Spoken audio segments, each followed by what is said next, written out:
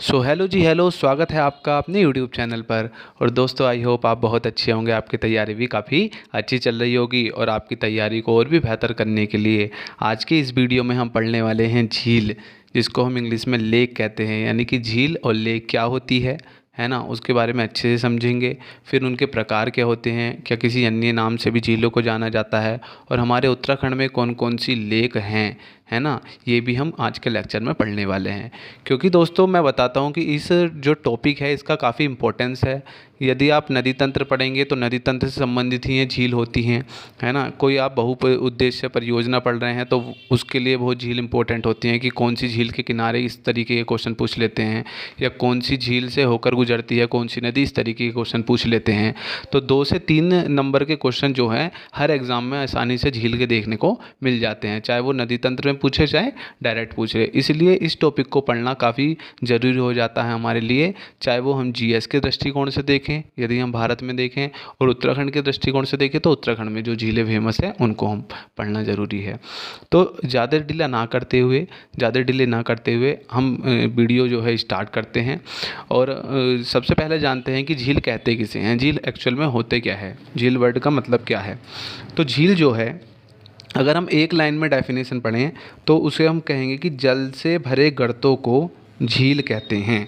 यानी कि जो भी गर्त मतलब गड्ढा, पृथ्वी के धरातल पर एक बड़ा सा गड्ढा है ना, और उसमें जल भर जाए तो उसे हम लेक कहते हैं, साधारण भाषा में झील कहते हैं। देखिए, अब इसमें ऊपर है कि पृथ्वी के धरातल पर बने गर्तों में स्थित जल को झील कहा जाता है। ठीक है, ये प्राकृतिक और मानव निर्मित दोनों प्रकार के होते हैं। यानी कि प्राकृतिक भी होती हैं झील और मानव के द्वारा निर्मित भी होती हैं, 2 तरह की होती हैं झील। अब हम देखते हैं कि आगे और क्या डिटेलिंग है इसके बारे में। तो आगे और क्या डिटेलिंग है कि जैसे कि यह है कि छोटे प्रकार के जो छोटे आकार वाले जो धरातलीय जलीय गर्त हैं उनको तालाब कहा जाता है। जैसे कि मान लो ये धरातल है ना, ये आपका धरातल है। यदि इस पर छोटा सा गड्ढा हुआ और उसमें जल भर गया तो उसको हम कहेंगे तालाब, या गहराई से भी कह सकते हैं कि ज़्यादा गहरा गड्ढा नहीं है, उसमें जल भर गया तो उसको हम तालाब कहते हैं, है ना। छोटे आकार के और कम गहरे।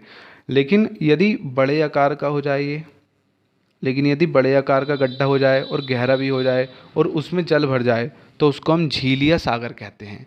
यानी कि एक डिफरेंस हो गया कि तालाब और झील में क्या डिफरेंस है, कि यदि छोटा गर्त है, कम गहरा गर्त है तो उसको हम तालाब कहेंगे, बड़ा गर्त है, गहरा गर्त है तो उसको हम झील या कभी कभी सागर भी कह देते हैं। जैसे कुछ एग्जाम्पल हैं, क्या एग्जाम्पल हैं कि महान झील, कैस्पियन सागर, मृत सागर, है ना, सांबर झील, चिल्का झील, हुसैन सागर इत्यादि। यानी कि ये ओवरऑल एक एग्जांपल देते हैं कि कैस्पियन सागर भी एक तरीके की झील है, मृत सागर भी एक तरह की झील है जिसको डेड सी कहते हैं, है ना। सांबर झील हो गई राजस्थान की, चिल्का झील हो गई उड़ीसा की, हुसैन सागर हो गया, है ना, इस तरीके से। तो ये कुछ एग्जाम्पल हैं। आगे चलते हैं, आगे क्या देखते हैं हम। आगे हम देखते हैं कि झील कितने प्रकार की होती हैं। उससे पहले हम देखेंगे कि झील के कुछ प्रचलित नाम क्या हैं। यानी कि झीलों को और किसी किसी जैसे कि हम उत्तराखंड में जाएंगे, हिमाचल में जाएंगे तो झील को भारत में अलग अलग नामों से जाना जाता है। ये क्वेश्चन एग्जाम में पूछ लिया जाता है, इसलिए हमें पता होना चाहिए। तो जैसे कि क्या है कि झीलों को अलग अलग स्थानों में अलग अलग नामों से जाना जाता है, अलग अलग स्थानों में अलग अलग नामों से जाना जाता है। जैसे उत्तराखंड के हिमालय क्षेत्र में जाएंगे तो हम इनको ताल बोलते हैं, जैसे कि नैनीताल हो गया, भीमताल हो गया। मणिपुर में देखें तो हम लोकताल हो गया, है ना। और यदि हम केरल में जाएं, पर्वतीय इलाकों को छोड़कर दक्षिण की तरफ केरल में जाएं तो केरल के तटीय मैदान में इसको क्या बोलते हैं, कयाल बोलते हैं। केरल का जो तट वाला इलाका है ना, उसमें इसको कयाल बोला जाता है। और पूर्वी तटीय मैदान, यानी कि जो हमारे पूर्व में स्थित तटीय मैदान है, वहाँ पे इनको लैगून कहते हैं या अनूप कहते हैं। जैसे चिल्का लैगून झील है ना, पूर्वी तटीय मैदान में। तो झील के कुछ प्रचलित नाम क्या हैं कि यदि पर्वतीय हिमालय क्षेत्र की ओर जाएंगे तो इनको ताल कहते हैं, है ना, ये ध्यान रखिएगा। पर्वतीय क्षेत्र में ताल कहते हैं, जैसे कि आप नैनीताल, है ना, भीमताल, या मणिपुर भी आता है हिमालयी पहाड़ी में तो लोकताल।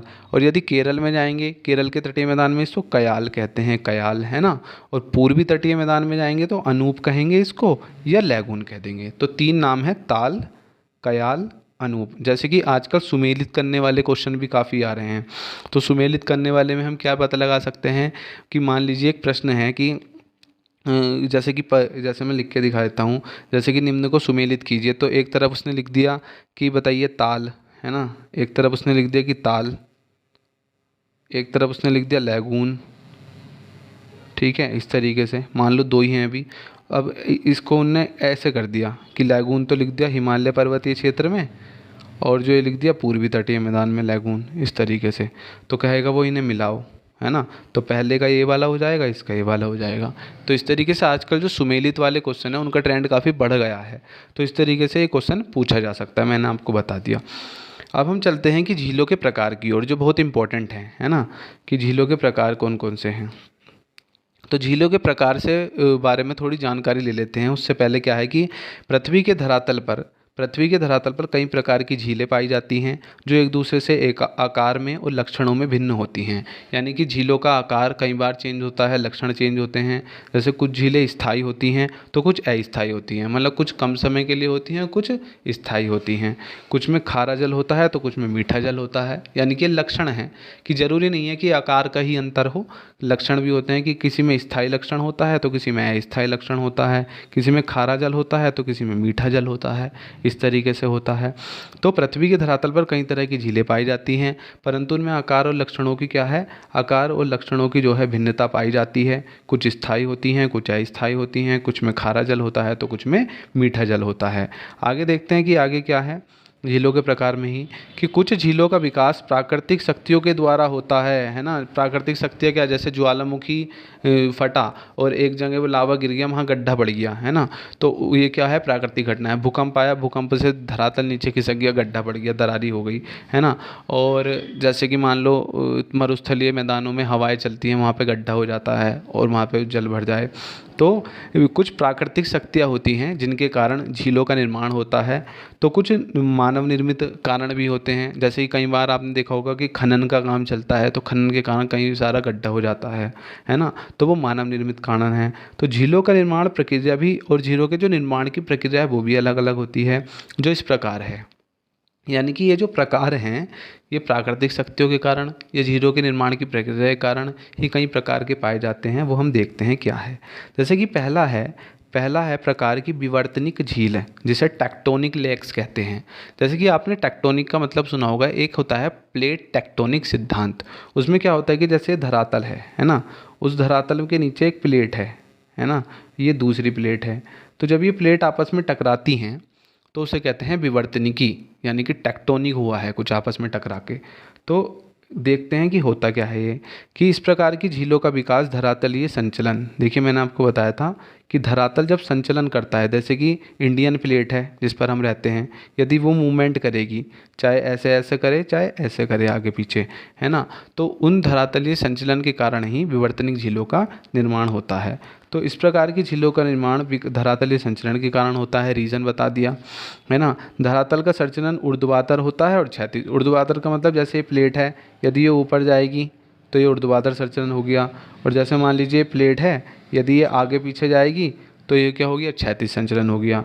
तो संचलन तो दो तरह के हो सकते हैं। तो जिसके कारण क्या होता है, अब इस संचलन के कारण होता क्या है कि धरातल पर कई दरारें व भ्रंश पड़ जाते हैं। भ्रंश का मतलब ही गड्ढा होता है। जैसे कि मान लीजिए ये धरातल है, संचलन हुआ तो यहाँ पे दरार पड़ गई, है ना, यहाँ पे भ्रंश पड़ गया, मतलब गड्ढा हो गया यहाँ पे। और क्या हो गया, एक तरफ जैसे मान लीजिए प्लेट है, ये प्लेट है ना, मैं आपको बता देता हूँ, यहाँ से टूट गई, ब्रेक हो गई, तो ये जो बीच वाला पार्ट होगा ये नीचे दब जाएगा, है ना। जैसे आप कुछ भी तोड़ के देख सकते हैं, तो ये वाला पार्ट तो नीचे दब जाएगा और ये इधर एक भाग बचेगा, एक भाग इधर बचेगा। तो इस तरीके से क्या होता है, विवर्तनिक झीलों का निर्माण होता है। तो जिसके कारण क्या होता है कि कई दरारें और भ्रंश पड़ जाते हैं। इन दरारों व भ्रंश के अंदर, अब ये जैसे दरार पड़ी धरातल पर या भ्रंश बना गड्ढा, तो यदि उसमें जल भर जाएगा तो उससे क्या बनेगा, झील बनेगा। यही उदाहरण है बुलर झील का, है ना। जम्मू कश्मीर में जो बुलर झील है यही उसका उदाहरण है। बुलर झील का निर्माण जो है विवर्तनिकी प्रक्रिया के कारण हुआ है। तो झीलों के प्रकार में हम देख रहे थे कि जो उनके निर्माण के कारण हैं वही उनके प्रकार हैं। तो एक कारण है विवर्तनिकी, यानी कि जब प्लेटें आपस में संचरण करती हैं उनमें दरार या भ्रंश पड़ जाता है और उन दरारों या भ्रंश में जल भर जाता है तो उसको विवर्तनिकी की झील कहते हैं। उसका उदाहरण क्या है कि भारत में पाई जाने वाली जम्मू कश्मीर में वुलर झील है ना। आगे चलते हैं। आगे एक है कि ज्वालामुखी या क्रेटर झील, यानी कि जब ज्वालामुखी है उद्गार होता है, जैसे कि ये धरातल है, यहाँ से लावा बाहर आ रहा है, ज्वालामुखी उद्गार हो रहा है, तो ज्वालामुखी उद्गार के कारण भी कई बार क्या होता है जैसे कि यहाँ से लावा निकला और जब लावा निकलेगा तो एक वो बहुत बहुत बड़े, जैसे मैं बता देता हूँ, जैसे धरातल है, ऐसे सपोज़ कीजिए धरातल है, यहाँ से लावा बाहर आया है ना, ऐसे करके, और ये जब आता रहेगा तो यहाँ पे एक गड्ढा सा बन जाएगा ऊपर इसके, है ना। और जब इस गड्ढे में कहीं से आकर जल भर जाएगा तो फिर से क्या हो गया, क्योंकि हमने डेफिनेशन ध्यान रखेंगे ना तो आप आसानी से समझ जाएंगे, है ना, कि जो पृथ्वी के धरातल पर गर्त पाए जाते हैं उनमें स्थित पानी के कारण क्या बनती है, झील बनती है। तो जहाँ भी गड्ढा हुआ पानी भरा तो वहाँ झील बन जाएगी। आप पढ़ लेते हैं लिखा क्या है। किस प्रकार की झीलों का विकास, इस प्रकार की झीलों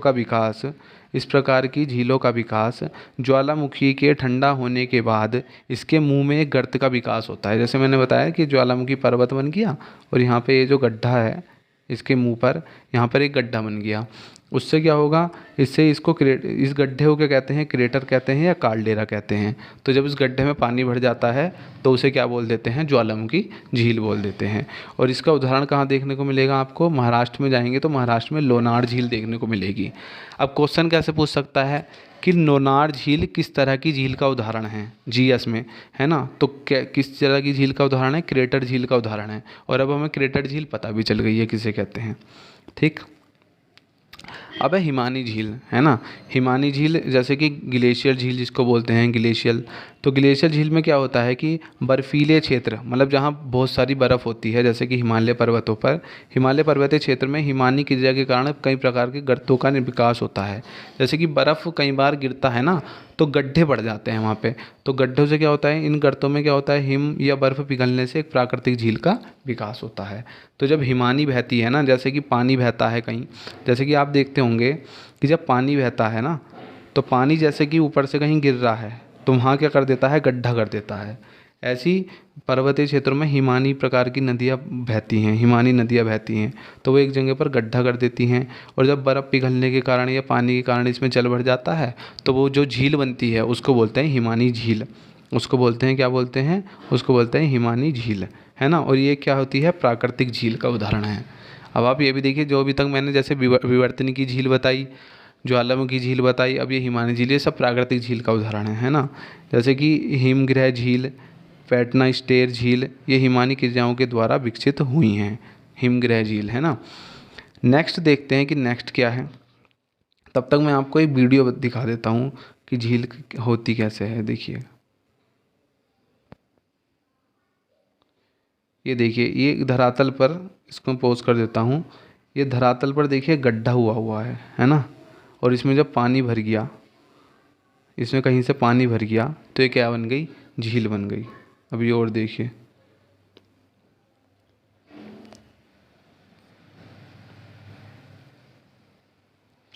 और देखिए इसी वीडियो से मैं आपको एक डेफिनेशन और बता देता हूँ इसकी।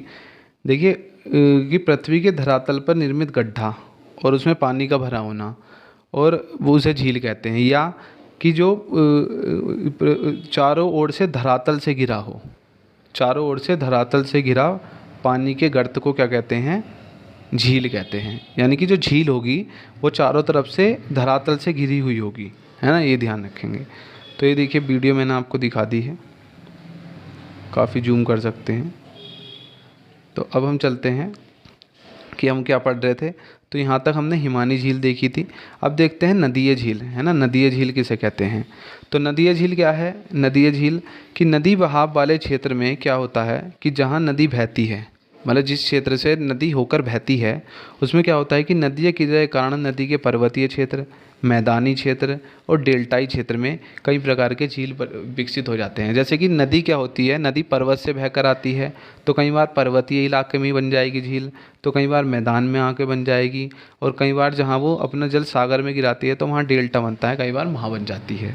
तो 3 जगह हो सकती हैं उसकी, है ना। तो यहाँ पे झील जो है विकसित हो जाती हैं, और जो नदी प्रक्रियाओं के कारण झील विकसित होती हैं उनको क्या बोलते हैं, नदीय झील या फ्लूवियल झील बोलते हैं उनको, फ्लूवियल। और ये झीलें जो होती हैं अस्थायी होती हैं, ये झीलें जो होती हैं अस्थायी होती हैं, स्थायी नहीं होती हैं, है ना, जो मैंने आपको शुरू में लक्षण में बताया था। अब आगे चलते हैं, नदीय झील में इतना ही है। बायुड़ झील, बायुड़ मतलब,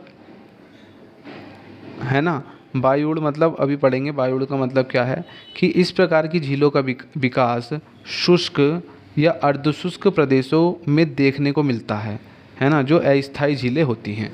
जैसे कि वायु क्या होती है, वायु उड़ यानी कि वायु उड़कर क्या कर देती है वहाँ पे शुष्क, और जहाँ पे मरुस्थलीय भाग होता है वहाँ पे मैंने आपको बताया कि जैसे रेत उड़ा, और रेत उड़ने के कारण यहाँ पे गड्ढा पड़ जाता है, और जब इस गड्ढे में कहीं से क्या होगा, पानी भर जाएगा, तो उसको क्या बोल देंगे, झील बोल देंगे, है ना। तो ये वायुड़ झील इसी के कारण होता है कि ये शुष्क और अर्धशुष्क क्षेत्रों में, जैसे हमारे यहाँ राजस्थान में है, वहाँ पे देखने को मिलता है। और इन्होंने लिख भी रखा है कि भारत में इस प्रकार की झीलें जो हैं राजस्थान के जो भारतीय मरुस्थल या थार के मरुस्थल में देखने को मिलती हैं। जैसे कि सांबर झील किस तरह की झील का उदाहरण है, वायुड़ झील का। डिडवाना झील किस तरह की झील का उदाहरण है, वायुड़ झील का। देवगाना झील किस तरह की झील का उदाहरण है, वायुड़ झील का। तो वायुड़ झील क्या होती हैं कि जो वायु होती है वो रेत को उड़ा कर ले जाती है, और फिर उस जगह गड्ढा हो जाता है। जैसे यहाँ से रेत गया तो यहाँ पे क्या हो जाएगा, गड्ढा, और इस गड्ढे में जब पानी भर जाएगा, यानी कि देखो पहले ऐसे था, पहले ऐसे था, है ना, रेत, फिर मान लो ऐसे हुआ, फिर मान लो ऐसे हुआ, फिर मान लो ऐसे हो गया, इस तरीके से। तो यहाँ पे जब जल भरेगा तो यहाँ पे क्या बन जाएगी, झील बन जाएगी। एग्जाम्पल मैंने आपको बता दिया कि जो राजस्थान में सांबर झील है, डिडवाना झील है, देवगाना झील है, वो सब वायुड़ झील का उदाहरण है। तो ये हो गई 5 प्रकार की झीलें, है ना। नेक्स्ट चलते हैं, नेक्स्ट देखते हैं। तो नेक्स्ट है लैगून झील, है ना, लैगून झील, लैगून से जिनको बोलते हैं। अभी मैंने आपको स्टार्टिंग में बताया था कि जो पूर्वी तटीय क्षेत्र है वहाँ पे लैगून बोलते हैं झील को, लैगून या अनूप, ठीक है। तो ये इनका विकास कैसे होता है कि इस प्रकार की झीलों का विकास समुद्र तटीय क्षेत्रों के, समुद्र तटीय मतलब समुद्र के जो पास में तटीय क्षेत्र होता है ना, जैसे कि भारत का ये क्षेत्र है, जैसे कि ये भारत का क्षेत्र है ना, ये, तो ये जो तटीय क्षेत्र है, ये सारा ये तटीय क्षेत्र है। तो इस तटीय क्षेत्र में क्या होगा, इस प्रकार की झीलों का निर्माण होगा। किस प्रकार की झीलों का, लैगून झील का। तो कोई भी लैगून झील है वो समुद्र तट के पास ही पाई जाएगी, ये ध्यान रखेंगे। तो क्या होता है कि समुद्र तटीय क्षेत्रों में इन प्रकार की झीलों का जो होता है उन भागों में होता है जहाँ जहाँ महाद्वीपीय मग्न ढाल की अधिकता होती है तथा ढाल मंद होता है, ठीक है, ढाल मंद होता है, वहाँ पे ही ये झील जो हैं पाई जाती हैं। जहाँ सागरीय तट की रेखा कटी फटी होगी, जैसे कि ऐसे ऐसे होगा, जैसे कि हमारा जो जो हमारा पूर्वी वाला तट है वो काफ़ी कटा फटा है, वो काफ़ी कटा फटा है, जैसे कि यहाँ से कट है यहाँ पे, तो कटे फटे जहाँ होगी वहाँ पे इस तरह की झील का निर्माण होगा। जैसे कि इन क्षेत्रों में इसे कयाल कहते हैं, इन क्षेत्रों में इन्हें कयाल कहते हैं। चिल्का झील उड़ीसा, पुलिकट और कोलेरू झील आंध्र प्रदेश तमिलनाडु, वेम्बनाड तथा अष्टमुडी झील केरल, ये सब इसके उदाहरण हैं। जैसे कि यहाँ पे हमें पता चल गया कि चिल्का झील किस प्रकार की झील का उदाहरण है, लैगून प्रकार की झील का उदाहरण है। पुलिकट और कोलेरू झील किस प्रकार की झील का उदाहरण है, जैसे तमिलनाडु का। और वेम्बनाड और अष्टमुडी झील भी किस प्रकार की झील का उदाहरण है, केरल का। अब आपको एक शब्द खटक रहा होगा कि ये क्या है, महाद्वीपीय मग्न ढाल की अधिक और तथा ढाल मंद होता है। जैसे कि एक जैसे महाद्वीप है ना, और ये फिर धीरे धीरे समुद्र आता है, तो जैसे ये ढाल जो होता है ना थोड़ा मंद होता है इधर को, जिससे क्या होता है ये पानी अंदर की तरफ आता है इसका, समुद्र का। और ये खारे पानी की झील होती हैं लैगून झील, है ना, क्योंकि समुद्र के पानी से अंदर जाके इसमें गड्ढा पड़ के इनका विकास होता है। तो इस तरह लैगून झील भी हो गई। नेक्स्ट देखते हैं, नेक्स्ट क्या है, नेक्स्ट है द्रवण झील, डिसोल्यूशन झील जिसको बोलते हैं, द्रवण झील। तो द्रवण झील क्या है, द्रवण झील है कि इस प्रकार की झीलों का विकास, इस प्रकार की झीलों का विकास उन क्षेत्रों में होता है जहाँ धरातल के नीचे चूना पत्थर या लाइमस्टोन का निक्षेप पाया जाता है है ना, जहाँ धरातल के नीचे चूना पत्थर या लाइमस्टोन का निक्षेप पाया जाता है। जैसे क्या होगा, ये धरातल है, धरातल के नीचे चूना पत्थर है, तो इसमें पानी क्या होगा, रिस रिस कर जाता रहेगा, रिस रिस कर जाता रहेगा, रिस रिस कर जाता रहेगा और इसको ब्रेक करता रहेगा। जब ये चूना पत्थर बिखरेगा फिर इसकी जो ऊपर की दीवार है वो टूट जाएगी नीचे, तो इसमें क्या हो जाएगा, गहरा गड्ढा पड़ जाएगा। उसके कारण क्या होगा, द्रवण झील का विकास होगा। इस तरीके से होता है। तो भारत में इस प्रकार की जो झीलें हैं वो मेघालय के चेरापूंजी में, जहाँ पे सबसे अधिक वर्षा होती थी, अब मासिन नाम में होती है ना, तो चेरापूंजी के आसपास तथा शिलोंग में, मेघालय में है शिलोंग का पठार, उत्तराखंड के कुमाऊं, उत्तराखंड की बात आ रही है, उत्तराखंड के यहाँ पे पिन करना, उत्तराखंड के कुमाऊं तथा गढ़वाल हिमालय में भीमताल, लोकताल आदि इसके उदाहरण हैं, है ना। उत्तराखंड के कुमाऊं एवं गढ़वाल हिमालय में भीमताल, लोकताल आदि द्रवण प्रकार की झीलों के उदाहरण हैं। तो यदि कोई पूछता है कि भीमताल किस तरह की झील का उदाहरण है, तो वो द्रवण झील का उदाहरण है उत्तराखंड में। तो ये ध्यान रखेंगे, है ना। एक बार वो बताता हूँ कि इस प्रकार की झीलों का निर्माण वहाँ होता है जहाँ धरातल के नीचे चूना पत्थर पाया जाता है। नेक्स्ट है भूस्खलन झील और मानव निर्मित झील। तो भूस्खलन झील मैं आपको बताता हूँ, सिंपल है बहुत।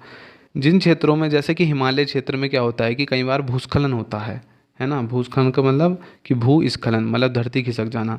तो इन झीलों का निर्माण हिमालय पर्वतीय क्षेत्रों की गहरी घाटियों में देखने को मिलता है। जैसे कि पर्वत के नीचे घाटियाँ होती हैं, है ना, तो जब ये भूस्खलन होता है तो ये घाटियों में ही तो होता है, तो वहाँ पे कि फिर क्या होता है, गड्ढा पानी भरेगा तो क्या हो जाएगा, झील का निर्माण।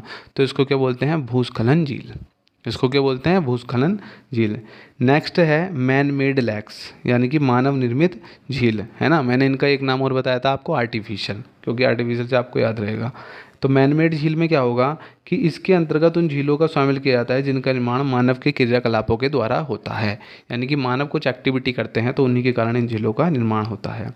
इसमें लिखा क्या है कि मानव बहुउद्देश्यों की पूर्ति के लिए नदियों में बड़े बड़े विशाल बांध बनाए जाते हैं। नदी घाटी बहुउद्देश्य परियोजनाओं का विकास किया जाता है, जिससे विशाल विशाल जलाशयों का विकास किया जाता है ना। कई बार जल विद्युत परियोजनाओं के लिए क्या होता है कि जैसे नदी बह रही है तो इस नदी के जल को रोककर हम एक डैम में डैम बना के वहाँ पे जल को स्टोर करते हैं। फिर वहाँ पे उस जल को टरबाइन पर गिराया जाता है और उस टरबाइन से क्या होता है, जल विद्युत बनाई जाती है, जल के द्वारा विद्युत बनाई जाती है। तो एक बहुउद्देश्य परियोजना होती है ना। तो इसके लिए हम जलाशयों का निर्माण करते हैं, तो वो जलाशय जो होते हैं वो झील ही कहलाते हैं, है ना। तो कई बार क्या होता है कि धरातलीय खनन कार्यों से झीलों का निर्माण होता है कि धरातल मिट्टी खोदते खोदते गड्ढा कर दिया, जैसे कि यहाँ से खोदना स्टार्ट करा, यहाँ गड्ढा कर दिया, तो उसको बोलते हैं धरातलीय खनन। तो धरातलीय खनन के कारण भी क्या होता है, झील का निर्माण होता है। इसके साथ साथ जल संरक्षण एवं सिंचाई के धरातल पर गर्तों का निर्माण किया जाता है ना। मतलब जल संरक्षण या सिंचाई के लिए धरातल पर गर्तों का निर्माण किया जाता है। जैसे कई बार हम खुद ही क्या करते हैं, गड्ढा खोद देते हैं कि वर्षा होगी तो यहाँ पे पानी भर जाएगा। इसको क्या बोलते हैं, जल संरक्षण बोलते हैं, क्योंकि उसके दो फायदे हैं। एक तो हमें जल प्रोवाइड हो जाएगा अपनी खेती बाड़ी के लिए, और जिस स्थान पर हमने गड्ढा खोद कर जल भरा उसके नीचे रिस रिस कर जब जल जाएगा तो धरातल के नीचे भी जो जल की कमी हो रही है वो पूर्ति हो जाएगी उसके थ्रू, है ना। और सिंचाई के कार्यों के लिए, जैसे कि हम कृषि करते हैं तो उसमें जब जल देना रहता है उसको सिंचाई कहते हैं। तो सिंचाई पर के लिए भी हम धरातल पर गड्ढा करते हैं, उसमें पानी भरते हैं, है ना, और फिर उससे पानी से सिंचाई के मतलब कृषि के लिए जो आपूर्ति होती है जल की उसका यूज़ करते हैं। तो इससे क्या होता है, झीलों का निर्माण होता है। तो कई सारे कारण हैं मानव निर्मित झील के। अब देख लेते हैं उदाहरण कि भारत में इस प्रकार की झीलें जो हैं, जैसे कि गोविंद वल्लभ पंत सागर। कई बार ये पूछता है कि किस नदी पर है ना। तो गोविंद वल्लभ पंत सागर, सरदार सरोवर बांध, है ना, तिलिया बांध, हीराकुंड बांध, गांधी सागर, राणा प्रताप सागर, ये सब जो बांध हैं ये विभिन्न नदियों पर बनाए गए हैं, बहुउद्देश्य परियोजनाएं के लिए बनाए गए हैं और ये मानव निर्मित झील के अंदर आते हैं, है ना। तो यहाँ तक हम देख चुके हैं कि झील के प्रकार, और अब हम देखेंगे उत्तराखंड में झीलें कितनी हैं, है ना, कौन कौन सी झीलें हैं, कौन कौन से ताल हैं।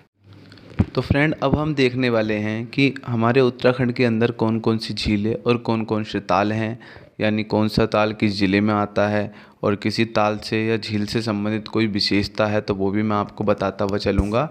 आप मान के चलिए इसमें से 2 या 3 प्रश्न हर एग्ज़ाम में पूछे ही जाते हैं, इसलिए इनको अच्छे से पढ़िए, है ना, और वीडियो को 2 या 3 बार देखिए। और चलते हैं कि पहले हम पढ़ेंगे कि कुमाऊं क्षेत्र में कौन कौन से ताल या झीलें हैं, है ना। उसके बाद हम गढ़वाल क्षेत्र में जाएंगे। तो क्योंकि उत्तराखंड जो है कुमाऊं और गढ़वाल क्षेत्र में बटा हुआ है। तो पहले हम कुमाऊं क्षेत्र में देखते हैं कि कुमाऊं क्षेत्र में कौन कौन से झीलें और ताल हैं, है ना। जैसे कि पहला ही ताल है नैनीताल, है ना। पहला ताल है नैनीताल, और नैनीताल जो है एक ज़िला है, तो नैनीताल नैनीताल में ही स्थित है। और नैनीताल को किस नाम से जाना जाता है?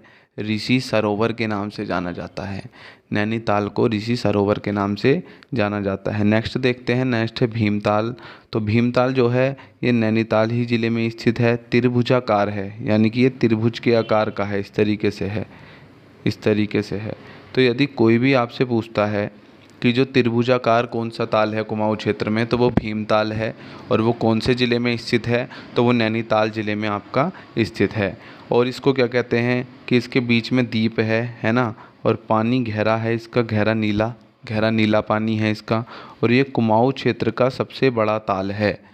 अब देखिए यहाँ से प्रश्न बन गया कि कुमाऊं क्षेत्र का सबसे बड़ा ताल कौन सा है? तो वो भीमताल है। त्रिभुजाकार ताल कौन सा है? तो वो भीमताल है। जिस ताल के बीच में द्वीप है वो कौन सा ताल है? भीमताल है। कहाँ पर स्थित है? नैनीताल जिले में स्थित है।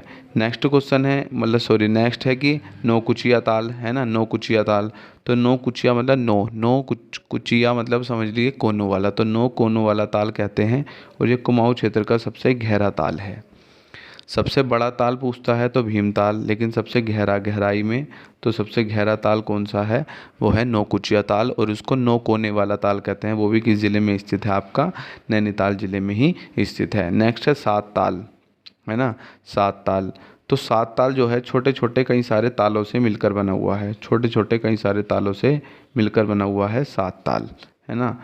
तो सात ताल जो है छोटे छोटे कई तालों से मिलकर बना हुआ है। और जैसे कोई पूछ लेता है कि अश्वखुर के समान, तो इसकी आकृति जो है अश्वखुर के समान है, सात ताल की आकृति। इसमें गरुड़ताल भी आता है। गरुड़ताल, इसको राम लक्ष्मण सीता लिखा है, राम लक्ष्मण सीता, या पांच कोनों वाला नल दमयंती काल भी इसको कहते हैं, है ना। ये सब आपको याद रखना है। लेकिन सबसे बेसिक इन्फॉर्मेशन क्या है कि सात ताल कौन से ज़िले में है? नैनीताल में, क्योंकि अब सुमेलित करने के लिए आते हैं क्वेश्चन, तो पता होना चाहिए। नौकुचिया ताल नैनीताल ज़िले में, भीमताल नैनीताल ज़िले में, नैनीताल में है ही। लेकिन कुछ स्पेसिफिक जानकारी याद रखनी होती है, क्योंकि वो पूछ लेता है। जैसे कि अश्वखुर के समान किसकी आकृति है? तो सात ताल हो गया। नौ कोनों वाला ताल पूछेगा तो नौकुचिया ताल हो गया। इस तरीके से इन्फॉर्मेशन है। आगे चलते हैं कि आगे क्या है। तो आगे जो खुरपा ताल है, खुरपा ताल, वो भी किस ज़िले में स्थित है? नैनीताल ज़िले में स्थित है। और ये इसका जो पानी का जो रंग है, वो जल इसका गहरा हरा है, मतलब गहरे हरे रंग का है ये खुरपा ताल। और कहाँ पे होता है ये, कहाँ पे पाया जाता है? ये है नैनीताल ज़िले में स्थित है, उत्तराखंड के नैनीताल ज़िले में। और नैनीताल कुमाऊं क्षेत्र में आता है ना। इसी की तरह गिरीताल, ये गिरीताल जो है उधम सिंह नगर ज़िले में स्थित है, काशीपुर के पास।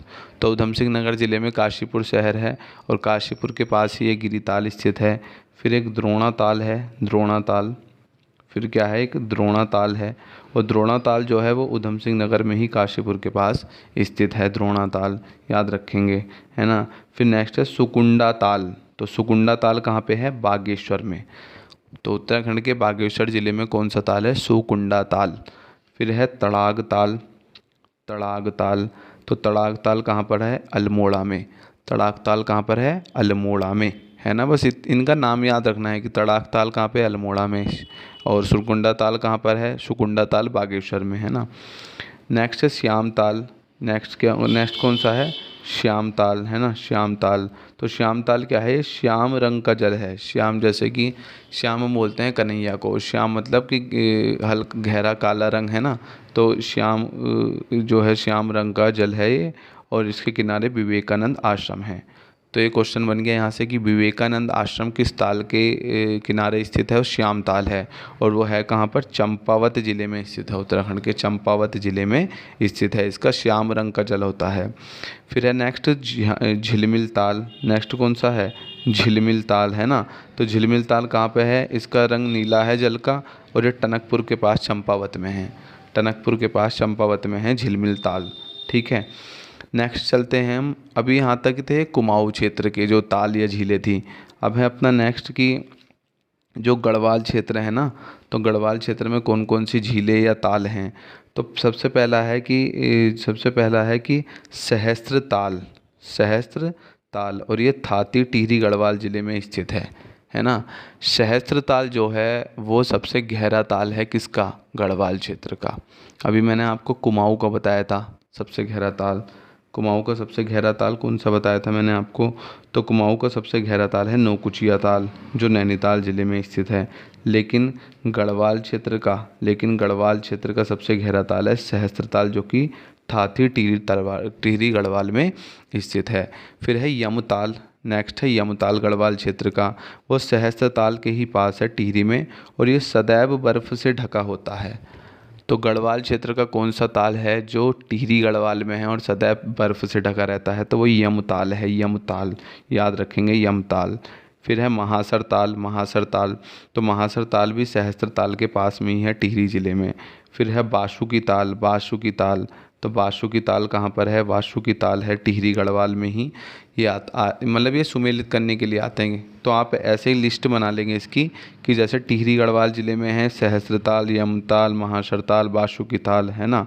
और ये जैसे मंसूर ताल है, मंसूर ताल, तो ये भी टिहरी या खतलिंग हिमनद के पास में है ना। खतलिंग हिमनद के पास में ही है ये मंसूर ताल टिहरी में, है ना, ये याद रखेंगे। नेक्स्ट है आपका अप्सरा ताल। अप्सरा ताल कहाँ पे है? टिहरी बूढ़े केदार के पास। तो बूढ़े केदार जहाँ पे है ना टिहरी में, वहाँ पे है अप्सरा ताल। फिर नेक्स्ट देखेंगे भिलंगना ताल। तो भिलंगना ताल है ना, भिलंगना ताल कहाँ पर है? टिहरी गढ़वाल में, क्योंकि खतलिंग ग्लेशियर से भिलंगना नदी निकलती है, तो भिलंगना ताल कहाँ पर है? टिहरी गढ़वाल में, ऐसे याद रखेंगे। नेक्स्ट है आपका दुग्ध ताल, दुग्ध ताल, तो दुग्ध ताल कहाँ पर है? पौड़ी गढ़वाल ज़िले में स्थित है दुग्ध ताल। तो गढ़वाल क्षेत्र के पौड़ी गढ़वाल में दुग्ध ताल है। उसके बाद है ताराकुंड। ताराकुंड, ताराकुंड कहाँ पे है? दूधा तोली।